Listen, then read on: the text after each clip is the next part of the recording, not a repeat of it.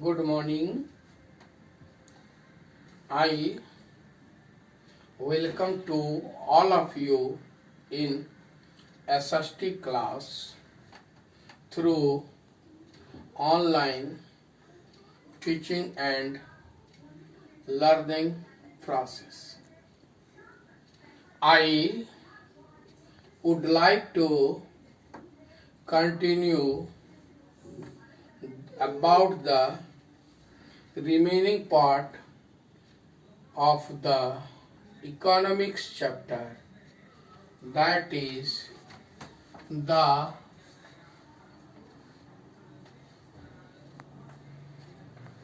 story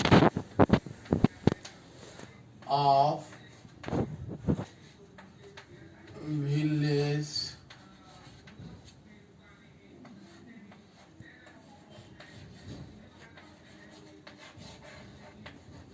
Palampur.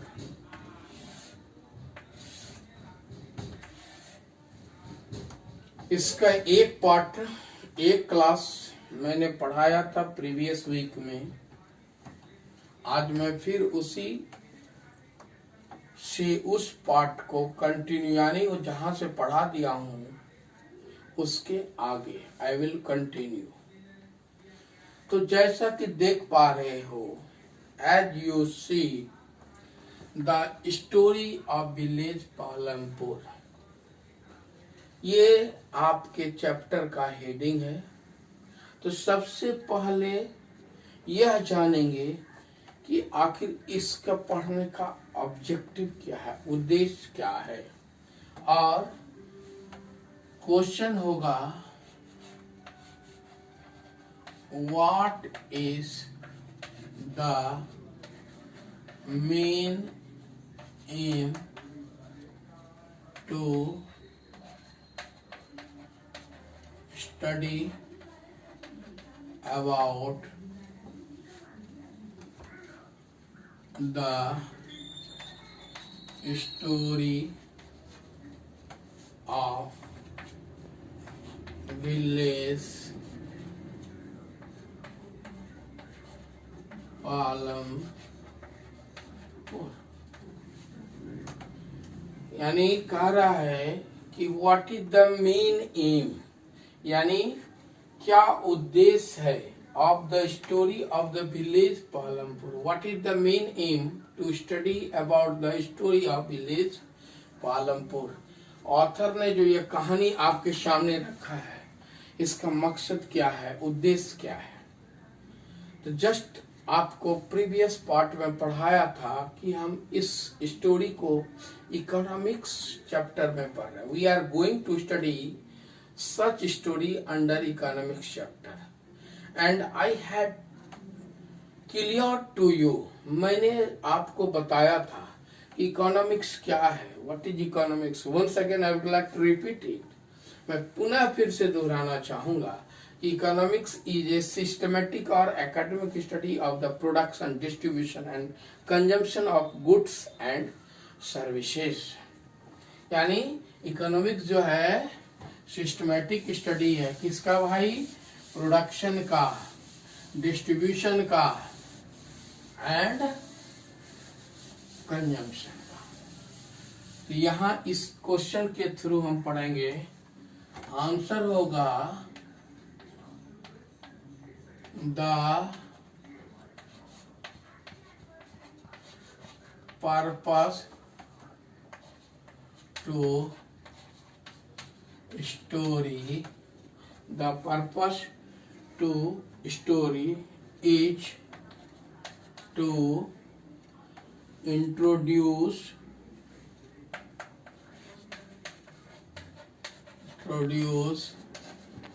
some basic concept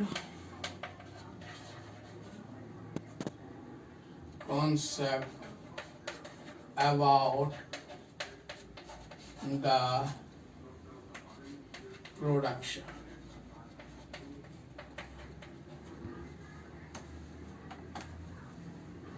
ये author का मुख्य उद्देश्य है कि the purpose to story is to introduce some basic concept about the production. Have you remember about the production? क्या आपको प्रोडक्शन के बारे में आइडिया है? मैंने पहले क्लास में बताया था कि प्रोडक्शन का मतलब क्या होता है, बताओ।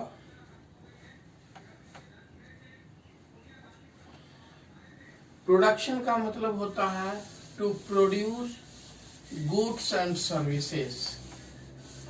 प्रोडक्शन का मतलब होता है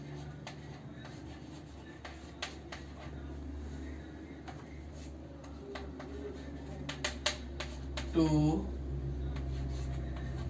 produce goods and services। Production का यही मीनिंग है कि to produce goods, how we should. तो इस चैप्टर में बेसिक ऑथर का ऑब्जेक्टिव है कि हम सीखेंगे किसी भी गुड्स एंड सर्विसेज को कैसे प्रोड्यूस किया जाता है। जैसा कि मैंने पढ़ाया था कि कोई प्रोडक्शन के लिए 4 रिक्वायरमेंट होते हैं। There are 4 requirements required for the production. These are, first I had taught to you land, number 2 labor, number 3 physical capital, and number 4 I had taught to you knowledge,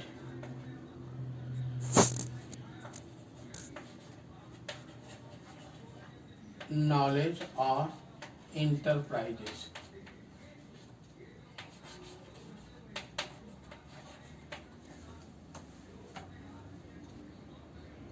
ये चारों का combined effort जो है, combined outcome जो है, वही production होता है गुड्स एंड सर्विसेज का। यानी ये चारों का जो कंबाइंड इफोर्ट्स है। तो हम लोग पढ़ेंगे पालमपुर में लैंड की स्थिति क्या है, लेबर की स्थिति क्या है, फिजिकल कैपिटल का स्थिति क्या है, और चौथा पढ़ेंगे नॉलेज एंड इंटरप्राइजेस क्या है। इनफैक्ट ये हाइपोथेटिकल विलेज है, यानी एक काल्पनिक विलेज है यूपी का पालमपुर। तो हमने बनाया विलेज पालमपुर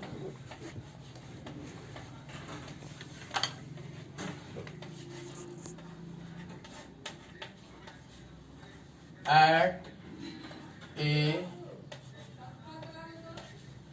ग्लांस। यानी इस गांव के प्रोडक्शन में आप देखेंगे कि 4 ऑर्गेनाइज यूनिट काम कर रहे हैं, उसी को एट ए ग्लांस हमने बनाया है। तो पहला, सबसे पहले यह एक यूपी का काल्पनिक विलेज है, ओके। और इसकी स्थिति देखेंगे 2 कंडीशन में, अप टू 1960 यानी before green revolution and after green revolution. यानी हम इस गांव को देखेंगे ग्रीन रिवॉल्यूशन के पहले का कंडीशन और ग्रीन रिवॉल्यूशन के बाद का कंडीशन। यानी इस गांव में प्रोडक्शन में कैसे ट्रिमेंडस चेंजेस आते हैं 1960 के पहले और 1960 के बाद। यानी 1960 से ग्रीन रेवोल्यूशन हुआ, जो डिटेल पढ़ेंगे आप। तो सबसे पहले हम देखेंगे टोटल फैमिलीज, कितने लोगों का, परिवारों का यह गांव है। जानते हो यह है 450 फैमिलीज का गांव है।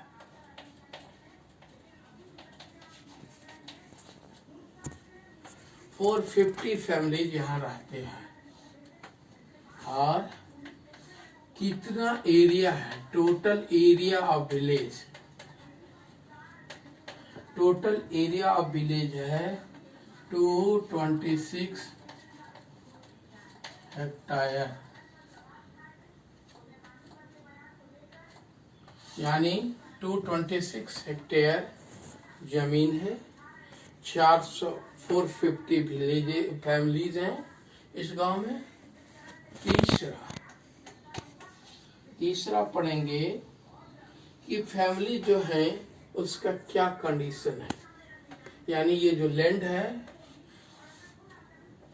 यह किस प्रकार, यानी आपको पहला बताया कि प्रोडक्शन के लिए फर्स्ट फैक्टर क्या चाहिए था, फर्स्ट फैक्टर लैंड। तो लैंड यहाँ देख रहे हो टोटल एरिया 226 हेक्टेयर है। तो अब देखेंगे कि यह इन फैमिलीज में किस प्रकार डिस्ट्रीब्यूशन है। तीसरा इसी का सवाल, डिस्ट्रीब्यूशन ऑफ द लैंड, जमीन का वितरण।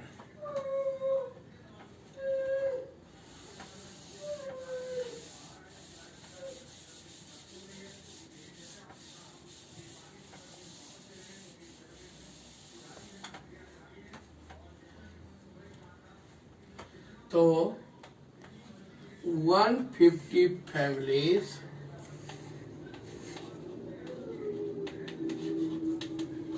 out of 450 are landless,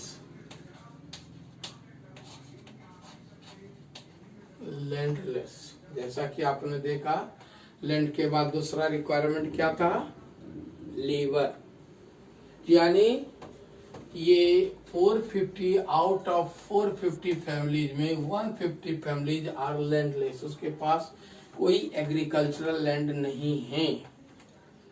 rest अब देखेंगे 240 families,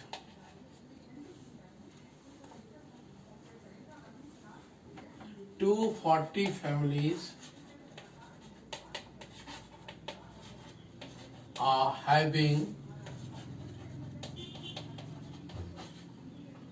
less than 2 hectare land।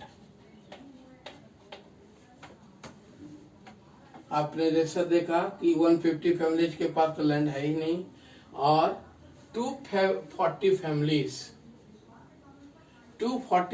ऐसे फैमिलीज हैं जिसके पास 2 हेक्टेयर से कम जमीन है।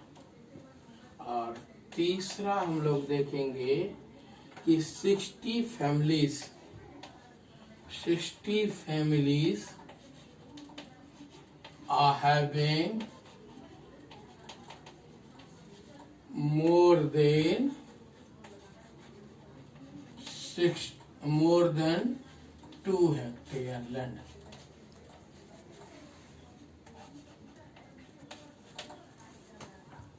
क्या महसूस कर पा रहे हो कि एक कुछ ही सीमित परिवार अप्रोक्सी जो है 80 फैमिली जो है या काफी रिच ग्रुप हैं, बाकी सब बहुत इकोनॉमिकली पुअर फैमिलीज हैं। चौक देखा, स्टॉप करो। तो देखा these are the distribution of labor, land and labor। तो you can see ये जो है यह रिचर ग्रुप है, बाकी सब poor. Now we should see the facilities available in this village.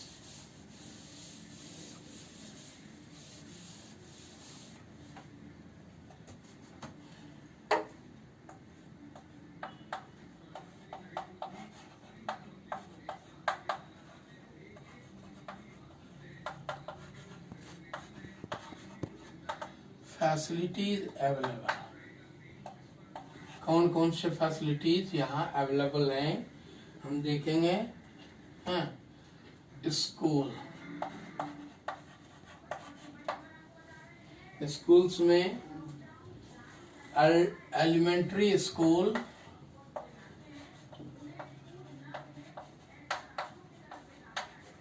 Elementary school 2 है और हाई स्कूल 1 है, जिसको सीनियर सेकेंडरी कहते हो, स्कूल है। दूसरा PSC प्राइमरी हेल्थ सेंटर 1 है और एक प्राइवेट क्लिनिक भी है। और C nearest town,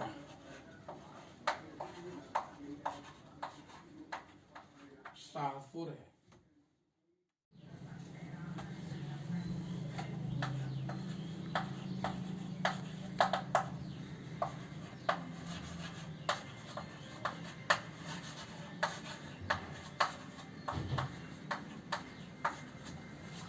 Well developed road, it is the main means of connectivity.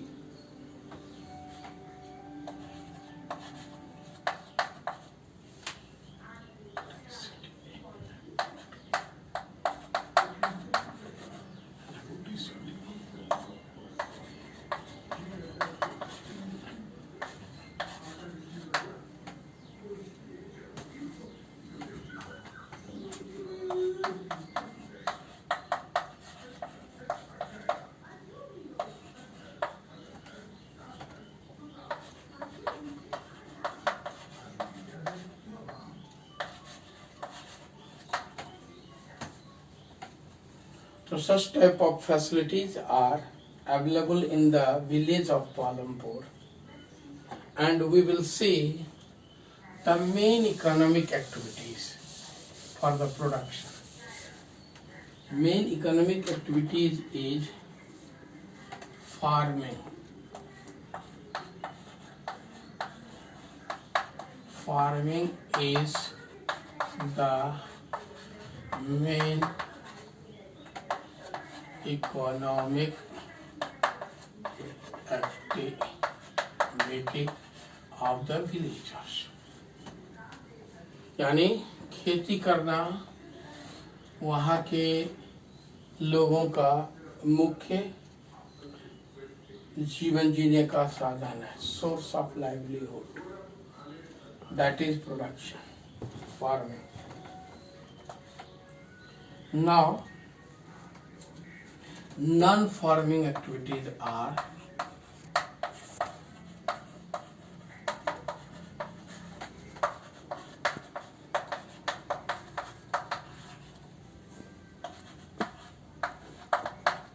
अब देखेंगे नॉन फार्मिंग एक्टिविटीज क्या है। तो dairy farming,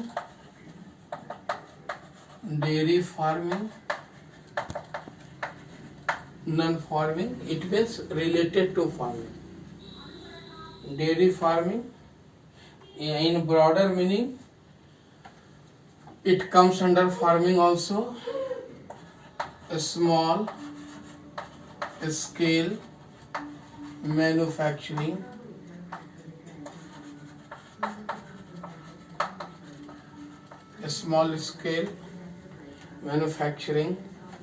shopkeeping,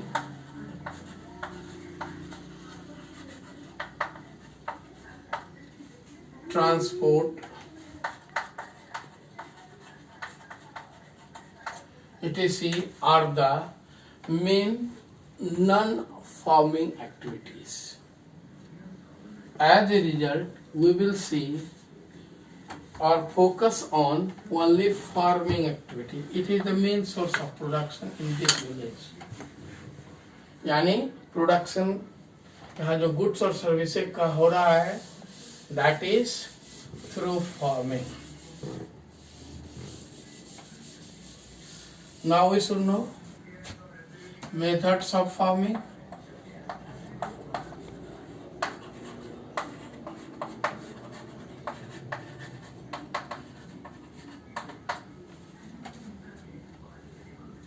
Methods of farming. First,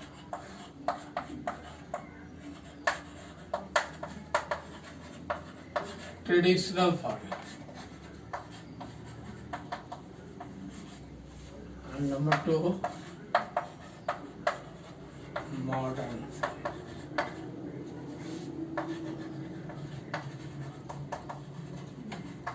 और ये परीक्षा में पूछे जाएंगे, differentiate between traditional farming and modern farming.